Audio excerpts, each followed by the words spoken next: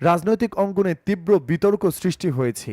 কৃষ্ণা বালারানী নামের ওই অধ্যাপিকা দলটির বায়তুল মাল তহবিলের একটি রসিদ শেয়ার করে জানান, তার পরিবার দীর্ঘদিন ধরে স্বেচ্ছায় এই অনুদান দিয়ে আসছে, যা নিয়ে সামাজিক মাধ্যমে পক্ষে বিপক্ষে চলছে তুমুল আলোচনা। অধ্যাপিকা কৃষ্ণা রানী তার ফেসবুক পোস্টে জামায়াতের রাজনীতির প্রশংসা করে লিখেন, অন্যান্য দলের নেতাকর্মীরা টাকা সম্পদের পাওয়ার জন্য রাজনীতি করে, আর জামায়াত কর্মীরা টাকা সম্পদ দলে দিয়ে রাজনীতি করে। এই পোস্টটি ভাইরাল হওয়ার পর একটি পক্ষ যেটিকে জোরপূর্বক চাঁদা আদায় বলে প্রচার শুরু করে। এর জবাবে কৃষ্ণা রানী বিষয়টি পরিষ্কার করে লেখেন, অনেকে বলছে জামায়াত জোর করে আমাদের টাকা নিচ্ছে। আসলে বিষয়টা একদম ভিন্ন।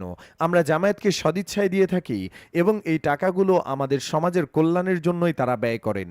অনেকে জামায়াতের প্রতি হিন্দুদের এই সমর্থনের কারণ হিসেবে বলছেন, জামায়াতের প্রতি এই সমর্থনের পেছনে কিছু কারণ রয়েছে। বিশেষ করে যখন দেশের বিভিন্ন স্থানে হিন্দুদের বাড়িঘর ও মন্দিরে হামলা হচ্ছিল, তখন জামায়াত শিবিরের নেতাকর্মীরা অনেক জায়গায় সংখ্যালঘুদের রক্ষায় এগিয়ে এসেছিলেন। এই ঘটনাগুলো সংখ্যালঘুদের মধ্যে জামায়াতের প্রতি এক ধরনের আস্থা তৈরি করেছে বলে উল্লেখ করা হয়। এই ঘটনাটি জামায়াত ইসলামীর সাংগঠনিক অর্থায়ন ব্যবস্থা বায়তুল মালকে নতুন করে আলোচনায় এনেছে। বিশ্লেষকদের মতে কর্মীদের কাছ থেকে সংগৃহীত এই অর্থই দলটির মূল চালিকা শক্তি। এই ব্যবস্থার কারণে বিভিন্ন সময়ে আর্থিক প্রতিষ্ঠানগুলোর ওপর সরকারি নিয়ন্ত্রণ সত্ত্বেও দলটি সাংগঠনিকভাবে টিকে থাকতে সক্ষম হয়েছে।